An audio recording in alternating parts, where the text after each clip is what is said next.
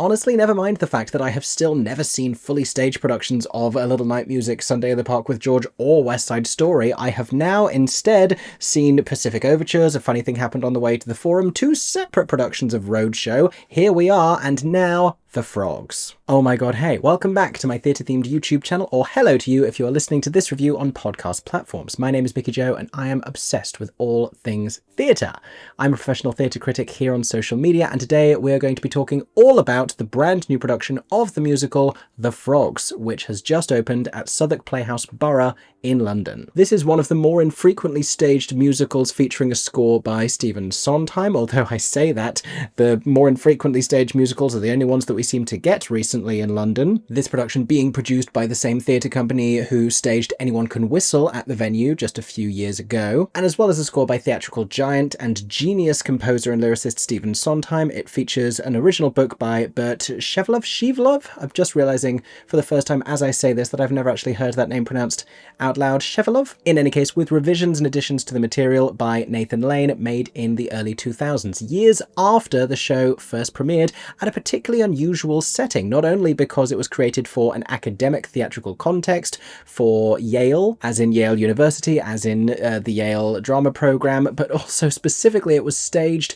in and around their swimming pool, which answers many of the questions about the show's puzzling structure, but we'll get on to that. There is plenty to be said about The Frogs. This was my first real experience of the show, and we're going to talk about the plot, but also about this particular production, also about the material and the performances of this cast, so stay tuned. In the meantime, if you have already been to see this production, or if you have any memories from productions from years past, I would love to hear about them in the comments section down below. If you had the chance to see this on Broadway perhaps in the early 2000s, or maybe even at Yale, maybe we'll uncover some real treasures here. Let us know where and when you have seen The Frogs. In the meantime, if you enjoy this review, as always, make sure that you're subscribed here on YouTube, turn on those notifications so you don't miss any of my upcoming videos, or give me a follow on podcast platforms. But before I ribbit on too much, here is what I thought of The Frogs.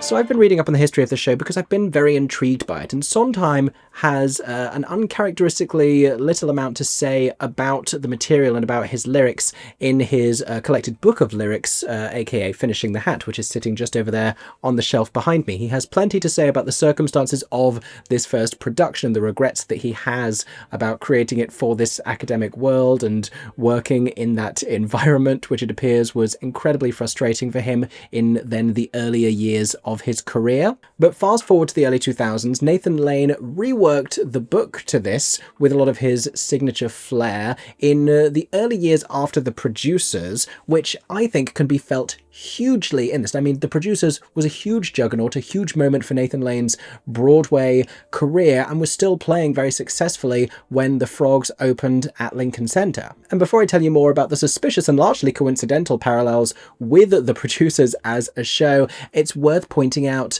that a lot of the concept behind The Frogs is that you have this leading character of Dionysus. This, by the way, is all based on an original play by Aristophanes that was written some 2,500 years ago. Talk about a classic. And Dionysus, the god of wine and revelry, but also of the theatre, despairs for humanity and for civilization in the very put-upon society of Athens, and he believes that in order to inspire the people to create a better world, it is necessary for him, along with his slave Xanthias, to venture into the realm of Hades, into the underworld via the river Styx, the Yale University pool, if you will, and retrieve a voice of culture who, through their writing, can inspire the people to change the world. Their particular person that Dionysus has in mind is the playwright George Bernard Shaw, and this speaks to the power of art to change things, and it's a topic that Sondheim and all the other writers of the piece muse on considerably in The Frogs. But Nathan Lane, as I understand it, felt inclined to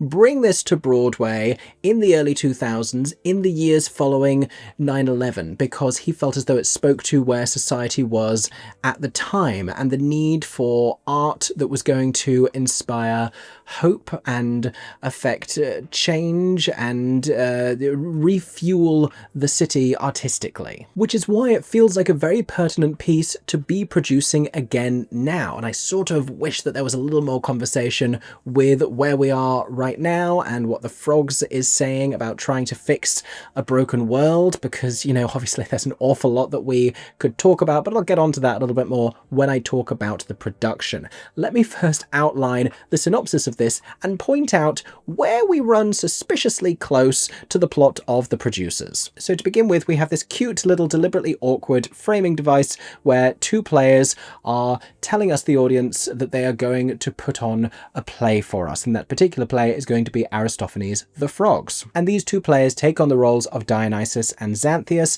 and Dionysus compels Xanthias to join him in a quest to go and retrieve George Bernard Shaw from the underworld, and explains to him the importance of this, while also speaking for a surprisingly long amount of time about why he has a distaste for frogs. The explanation given being that frogs represent complacency and the notion of not wanting the world to change, and that's Dionysus's entire driving force throughout this, is that he is trying to affect change in society, change in the world. He believes that he can improve things, and that that will be done through art and through theatre and through great, meaningful, intellectual writing. They go and seek out Heracles, who persuades them that the only way that they're going to be able to get into the underworld is if Dionysus dresses as Heracles, a mostly unimportant plot point, to be honest. They then venture across the river Styx with Charon the boatman, and it's at this point that they encounter the frogs. Now, to explain this, I feel as though I would need to take a psychedelic,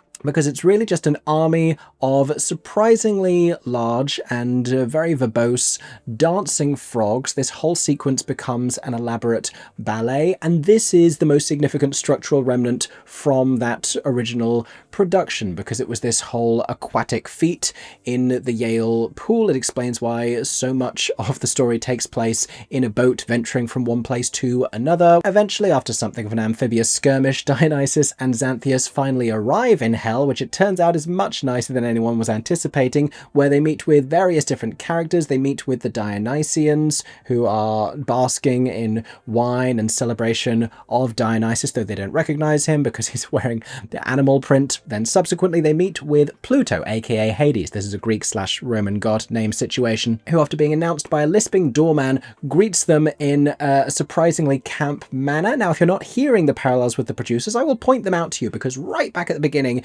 you had Dionysus, who is a very Max Bialystock-esque character, entreating a very reluctant Xanthias, who is by his side and loyal, but a little bit taken aback by all of these things, not nearly as worldly, that they have to go and do this thing that Xanthias is very reluctant to do. He doesn't want to join him in this, but he's sort of just going along with it. Very Leo Bloom. Then they meet with a series of different zany and outlandish characters, the first being a kind of vacuous brute, which is very Franz Liebkind, and then subsequently a lisping doorman introducing a very campy presence who rules over the home into which they've just entered. We have in each instance basically one named female character who is a wistful object of affection, and then a lot of sexual objects. And then, if that wasn't enough, the casting of the original Broadway production of The Frogs really drove the point home, with Nathan Lane, having recently played Max Bialystock, playing the role of Dionysus,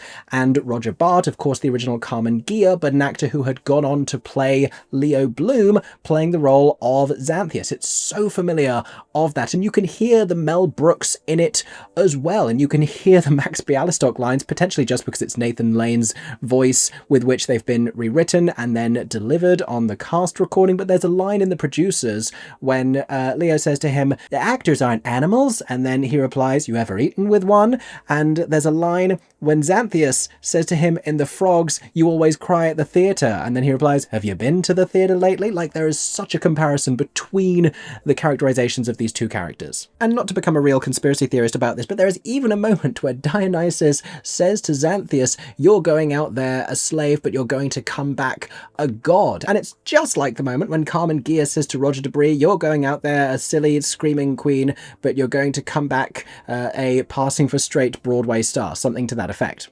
Anyway, after Pluto introduces us charismatically into hell, Dionysus remembers his mission and seeks out George Bernard Shaw, finds Shaw, and everything is going well, until they also stumble upon Shakespeare, and a feud between Shaw and Shakespeare takes centre stage, and they have essentially what is a rap battle of history before that was a thing, and they compete over a series of different topics as to who can give the best recital of their own work, and who can offer the most profound and affecting commentary on those particular topics, on the idea of women, of men, of death, of life, prompting Dionysus to realise that if he really wants to affect change in society, he must appeal to people's hearts with poetry rather than simply to their minds with a convincing intellectual thesis. And this seems to be one of the biggest topics that the writers of this piece were ruminating on, were considering in terms of the capacity of art and theatre to really affect change and to really reach people. Anyway, that is the plot of the Frogs. Let me tell you a little bit about what I think about this material.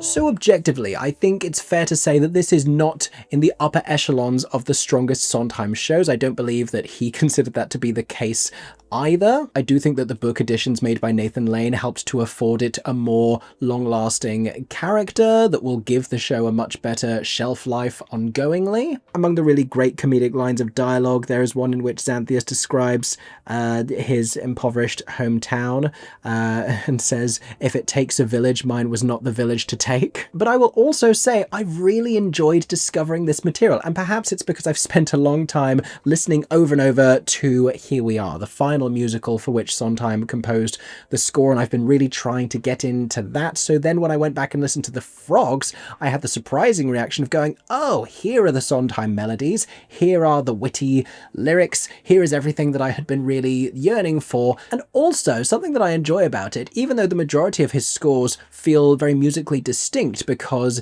he uses music in each instance to really serve the tone of that piece. Follies, for example, sounds nothing like Sweeney Todd.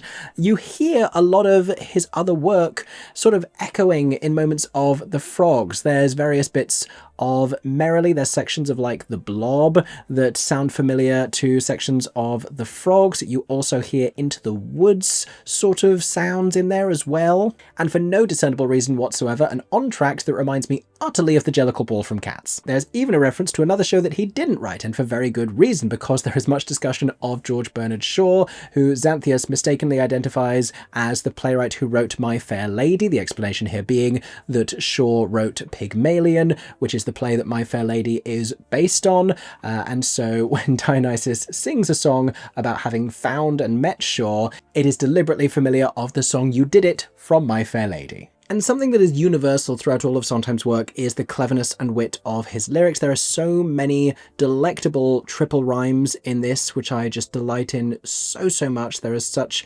clever and fun and whimsical wordplay. There are very few songs from this score that sort of exist outside of this, and there have been so many different Sondheim reviews incorporating songs from various shows. The one that we do tend to hear occasionally performed out of context is the introductory number, Instructions and Invocations to the Audience, in which our two player characters beseech the gods of the theatre that they smile on them in their performance, and then issue a series of do's and don'ts to the crowd, which are very funny, which have been updated in the years since the song was first written to include mentions of like turning off cell phones, as well as unwrapping candy and cellophane wrappers and all of those sorts of things. That song always goes down well. Audiences love that kind of a self-reverential moment of acknowledgement, particularly the line, "Please don't fart, there's very little air and this is art." It's just the pace of that joke is always such a great punchline landed, so that always goes down well. And in keeping with the tonal shift of the show that begins in quite a zany and campy place and goes to somewhere legitimately more sincere,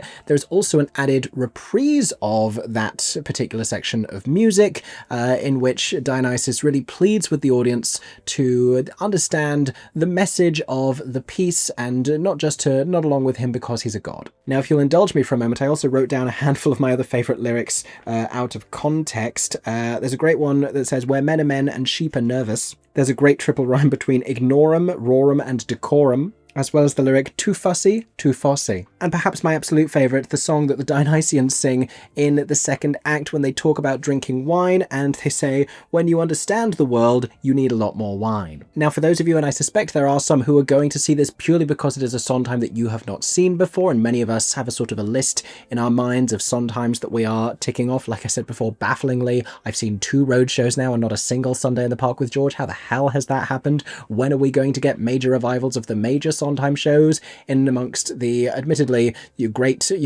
niche gems of Sondheim that we've been enjoying in London over the past couple of years, really? But for those of you in that position, there are also a lot of charming Sondheim references that have been baked into this production. I don't know how many of those are additions and how many of those existed already in the script. There's a couple of references to Merrily We Roll Along. At one point, Kevin McHale as Xanthias says about Shaw, is he the one who wrote My Fair Lady? I sort of enjoyed it, which is a nod to the lyric, I saw My Fair Lady, I kind of enjoyed it, from Opening Doors and Merrily We Roll Along.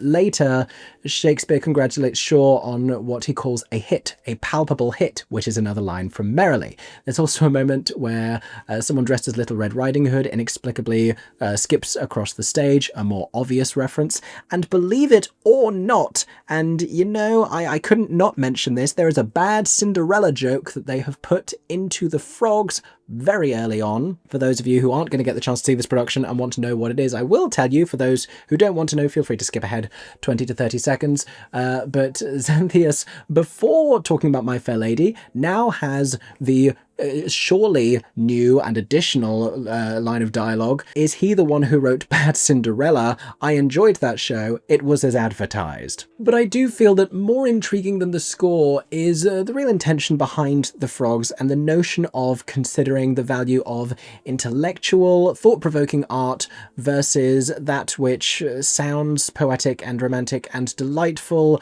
but has a little less substance. This is the crux of the argument between Shakespeare and Shaw, and there's no room for the answer to be both, because Dionysus must choose between them which one he wants to bring back, which one he wants to consider the solution to humanity's problems. Anyway, those are my thoughts about the material. Let me tell you a little bit more about this production specifically at Southwark Playhouse.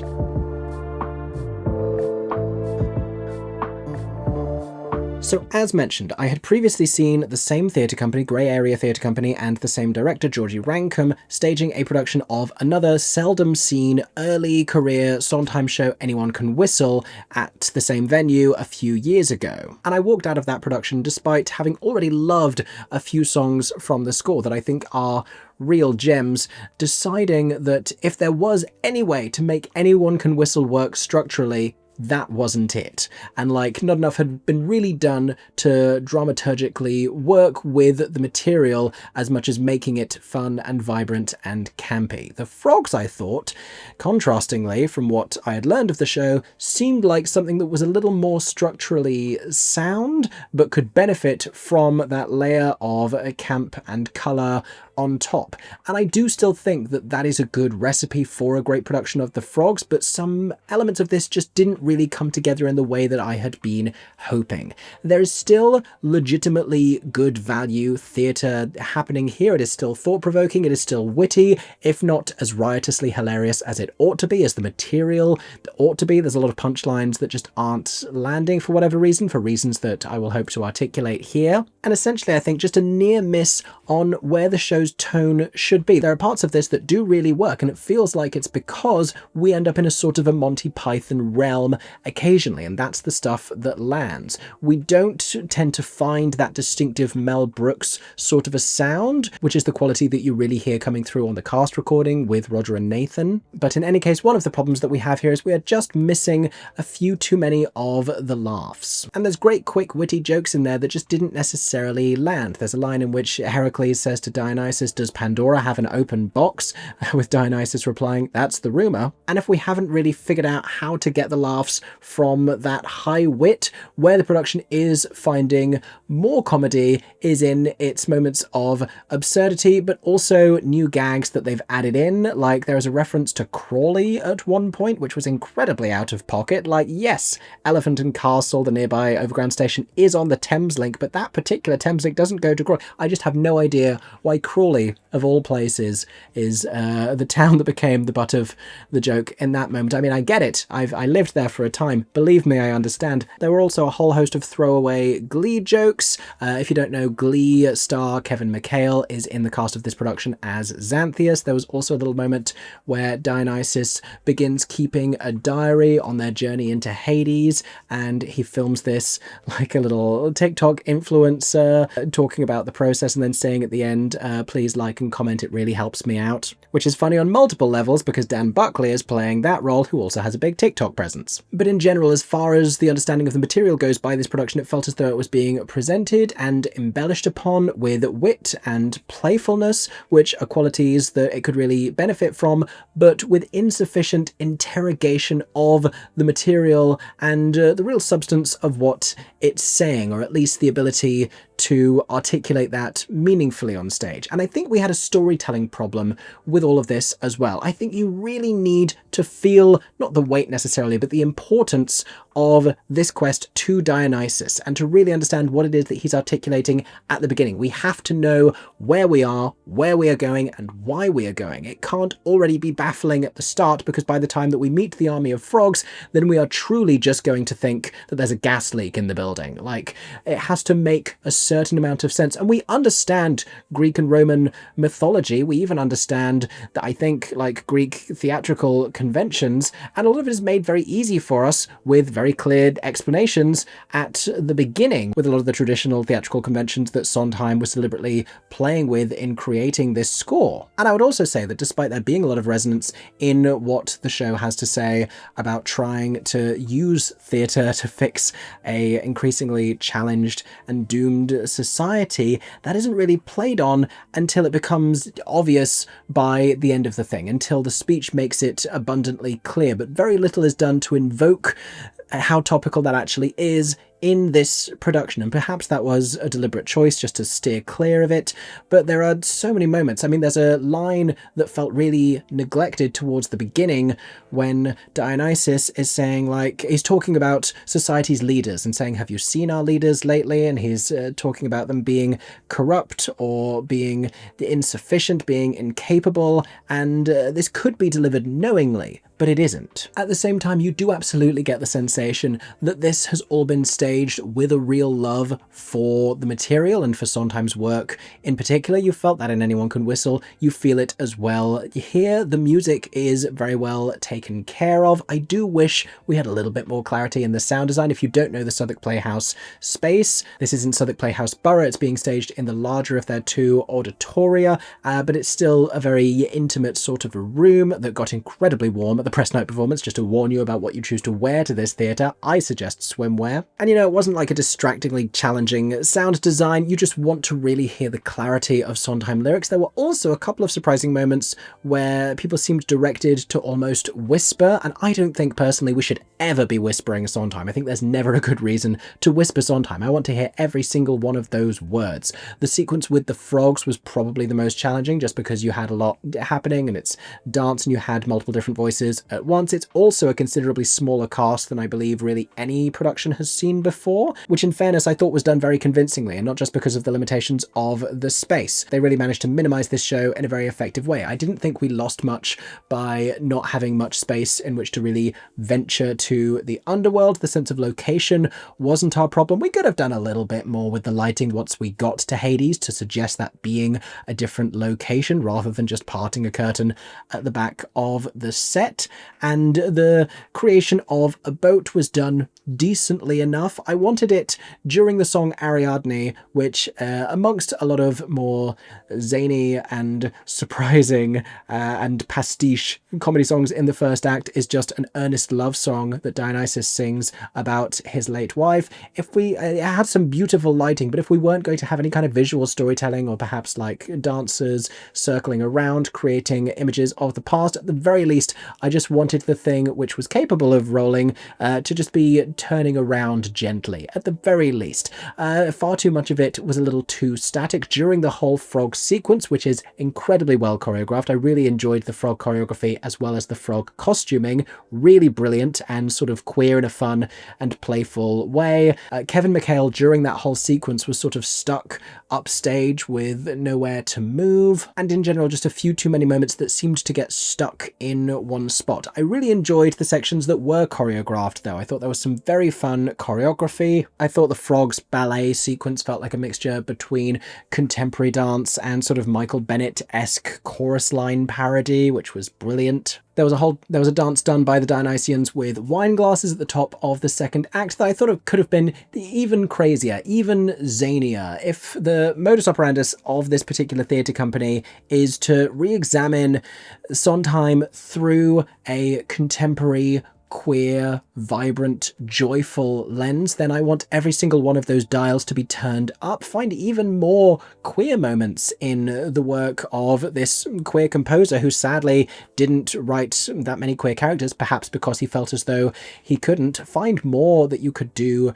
there. Find more vibrance, find more joy, find more zaniness. This is the Frogs of all things. Like, we could have gone considerably crazier and more colourful and more exuberant here in the characterization, in the design. Like, everything I think could have been pushed even further, and this number with the wine glasses is a great example of that, because they're these ridiculous characters who are just talking about basking in the celebration of wine and singing these pretentious lyrics about it, deliberately so, and you have them sort of linking arms and drinking out of each other's wine glasses. At one point you could push them, they could be like pouring wine over themselves, and they could be offering it to the audience. I wanted the wine to be splashing and pouring, and they're pouring it into each other's mouths, and they're getting covered in wine. I just wanted it to be more raucous, because if it isn't, and the satire of it all and the comedy of it all doesn't really land, then it just feels pretentious and inaccessible, which is not something that I think the Frogs needs to feel. I actually think, contrastingly to my feelings about Anyone Can Whistle a few years ago, this made me feel as though there is a great show here. This is not quite the production, but it gets a lot of it right. And even though the tone isn't necessarily in the right place, it goes into it with what I think is exactly the right kind of an energy.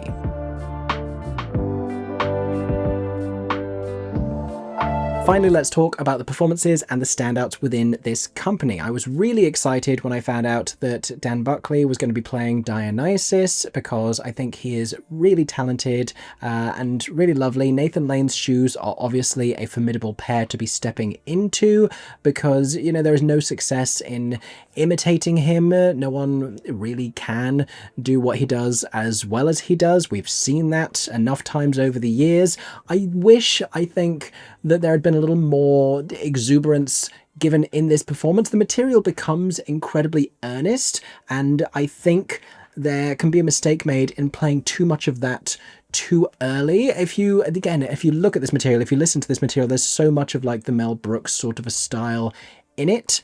And just in terms of like classic comedy rules, the double act that he has with Xanthias is clearly the straight man here who is exasperated by all of this, and when Dionysus is a little more affected and a little more self-indulgent as the god that he keeps referring to himself as, Xanthias is comparatively having none of it. Dionysus is singing a song as they're embarking on their journey into the underworld, singing "I love to travel." Xanthias comparatively does not. But a straight man only really works when he is opposite someone more flamboyant, more clownish, whatever it may be. And there are moments of sincerity, and there are moments that require a really earnest approach from Dionysus when he's singing Ariadne, when he is reunited, spoiler alert, with Ariadne in the underworld, and when he is really weighing whether or not to take Shaw or whether to take Shakespeare, and reevaluating his position on this in the underworld, and also trying to put across his understanding of why he thinks it's so important, and being sort of haunted by the response to this in the underworld when he is met with this idea of complacency. And Dan delivers those heartfelt moments really meaningfully and with a really sweet sincerity and with a tremendous amount of care.